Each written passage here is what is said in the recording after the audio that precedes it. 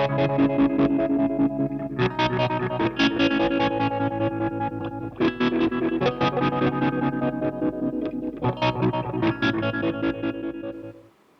everyone, build report for the do-it-yourself guitar pedals Berserker Fuzz. It's based on the Fuzz Factory, has a tone control on the input so that when the tone control is up full, it has a 2.2 microfarad capacitor on the input, and when it's turned the other way around, it has a 100 nanofarad capacitor on the input. Just a simple tone control for the input. I'm finding that as I use the pedal more and more, I'm actually having the tone control turned to 100 nanofarad instead of the standard 2.2 microfarad, as it tends to sound quite buffy. This is the standard capacitor value that a fuzz face has, but for this pedal, I think it's actually a good idea to have the option to turn it back down to 100 nanofarad in particular situations. In fact, on some settings I find it's pretty much unusable unless it's been turned down. Sometimes adding the bass content can help, and also by removing some of the input content, it will misbias the circuit in different ways. So it actually vastly expands the already massive versatility of the Fuzz Factory, and gives you a whole range of new options that you probably never even knew were available with the Fuzz Factory. So let's take a look on the inside of the pedal and just comment on a few of the construction points. So on the front you've got the 6 controls: drive, volume, compress, sustain, gate and tone. Volume is in silver because as you mess around with these other 5 knobs, you'll find that the volume goes up and down a lot. That's just how the Fuzz Factory works. When you misbias a fuzz pedal, it tends to do that. The volume tends to go up quite dramatically, so you'll be reaching for the volume quite a lot. So that's why I've put this in a different color, just to distinguish it from the other knobs, because it's the one that you'll be pretty much messing around with the most. So I've just done the usual blue powder coated with, it's actually got a bit of a flick in it, but you're probably not gonna be able to see it under this light in the actual powder coat. I've just translucent on a bearing closure because it's nice and quick, and I've got a mini DC jack up here, which we'll see in a moment.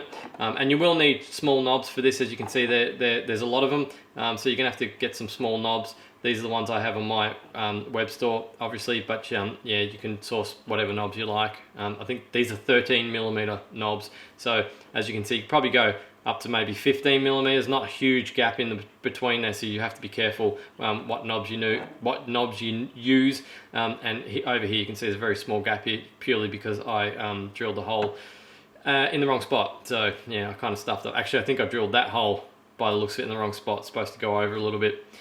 Which is pretty much the point that I always get unstuck, is the drilling.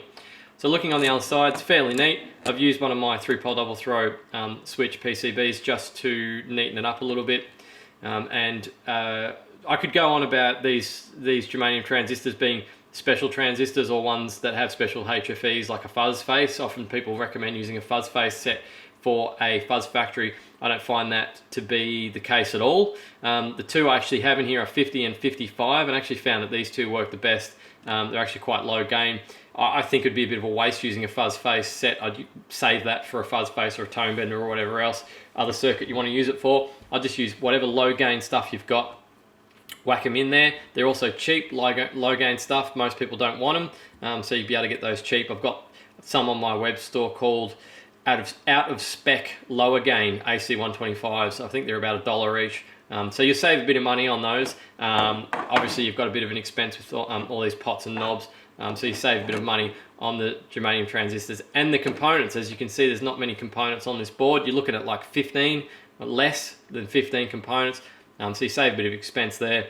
Over here you've got the input capacitors, 2.2 microfarad and 100 nanofarad. That's what forms the input tone control. You can use whatever values you want there. I use 2.2 because that's the standard that's on a Fuzz Factory, and 100 nanofarad because that's the standard on pretty much every other guitar pedal that you can think of. And it's a good. I think it's a pretty good combination. So you have a bit of trouble getting a battery in this. You could probably shift it all around if you're good at drilling and spacing. You could probably shift all this stuff around. You'd probably be able to fit one in there, or maybe set it up a bit different. You're probably not going to fit miniature jacks at the top here. I barely fit the 12mm DC jack in there. It was very close. but I'd probably put the DC jack on the side anyway instead of up the top there. I think if you're going to use a battery and you're new to pedal build and you're not quite sure if you can pull it off, I'd use a 1590 BB. You'll fit it in easily that way. So that's pretty much it with this build. Super simple to put together. It's ridiculous. You know, like there's only 15 components or so on the bill of materials, and a massively versatile fuzz. This thing does so much stuff, it's ridiculous. You can get all sorts of different sounds out of it. Velcro. You can get nice sounding fuzz sounds as well, not just crazy stuff, but it does a lot of crazy stuff, and you'll see that in the sound demo. So next up we'll have the sound demo. Thanks for watching this video. Don't forget to subscribe for my YouTube channel. Cheers.